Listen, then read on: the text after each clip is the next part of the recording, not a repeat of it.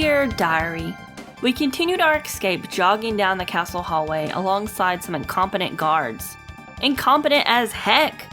You guys just gonna jog beside us as we make our escape? Nobody's gonna get a raise around here. We were about to shove our way through the crowd of guards when Marle showed up, looking fancy in a ball gown. She demanded the guards release us, but I wasn't hopeful. Being a princess in a kingdom where women were seen and not heard kinda diminished her authority level. My fears were confirmed when the Chancellor and King walked in. Oh boy, here we go again. Maybe they'll just kill me on the spot this time. But instead, something interesting happened. Marle ripped off her dress and gave her kingdom the double middle fingers, and we were out the front door before I could say, I'd rather be playing Breath of the Wild. That got their attention. Out in the woods, the guards were still lazily following us, but Lucca had harnessed the power of time travel and had another portal waiting for us.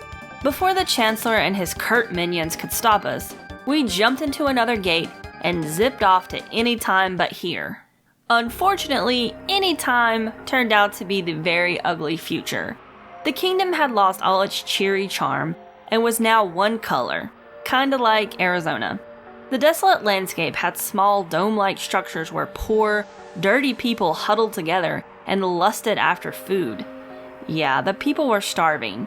Not surprising since there is literally no vegetation in sight. Huh, weird. Their EPA must have been defunded too. There were also piles of rubble nicknamed Lab 16 or Lab 32 peppered up and down the map.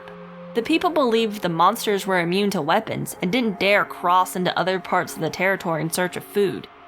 I wonder what gave them that idea. Because this turnip-looking motherfucker was definitely not immune to my sword. You better get your ass back to the school for the gifted. Beyond the first lab, we found another group of hungry hobos that were actually sitting on a whole storeroom of food, but couldn't access it because of robot guards. Fuck that! No robot's gonna tell me when it's time to eat. We're gonna take care of this right now. I don't even care how big oh my god. Okay, I'll admit, this robot was pretty intimidating the first time I saw it. But after seeing its triple threat, we targeted its mini-bot helpers and cleared the path for chow time. So what was the robot guarding? A delicious buffet of crab legs and filet mignon? Piles of decadent fruit and crisp vegetables? Hot, buttery rolls? A mountain of cakes and pies, perhaps? Nope. A broke-down refrigerated room full of rotting food and a corpse. Fuck you, that was so not worth it. Not wanting to leave empty-handed, Lucca started rummaging around in the dead guy's pockets. She took some seeds and a note that said to follow the rats. Great. Just add grave robbing to the list of felonies, Lucca. I intended to ignore the advice. I didn't feel like chasing rats who are dirty tonic thieves, but as I retraced my steps, we noticed a rat and both Marle and Lucca urged me to chase it. Y'all got some weird hobbies. When we finally caught up to it, it disclosed a password to a secret room. Is anyone gonna say anything about this rat being able to talk? No? Alright. The secret room was a headache and a half. I couldn't tell where I was going. Everything was still the same fucking color, inside as well as outside. You'd think those hobos would spruce up this area a little bit, but I guess they're too poor to paint, but too proud to whitewash, so we gotta deal with this nonsense. We finally found a room with a supercomputer in it, and Lucca almost peed her pants, she was so excited. Fucking nerd.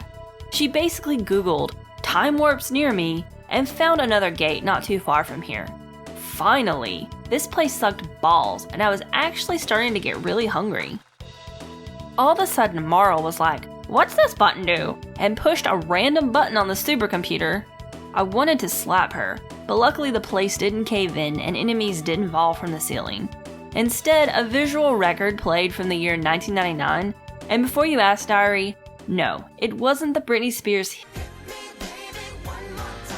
music video. No, instead, we watched what I can only describe as the devil, rising out of the ground and raining down hellfire over the land. Y'all motherfuckers better get back to the cathedral and start praying. It was then that we all realized that the time we were actually in was indeed the future. And yeah, the group was pretty distraught after finding that out. It's discouraging to know the future is bleak, so I had a lot of sympathy for them. But we decided we weren't gonna let that get us down. We had the power of time travel. We're gonna go back to 1999 and punch Satan in the dick and keep our stupid dome houses free of the David Lynch color palette. We have the power to change the future, and we're coming for ya. After we go back to our time, do some research, maybe grab a sandwich, 'cause shit, I'm really famished now. On our way out, we told the hobos the bad news and the good news. The good news is that we aren't letting our future become this. The bad news is that there was zero food down there, and one of you is dead and has been rotting down there for a long time. You also have a rat problem. But here are some seeds. I know you don't know what a garden is or have even seen the color green, but you probably should start thinking in the long term. Better grow these plants or else you're gonna die. Anyway, see you later. Until next time, your friend Brittany Saturn.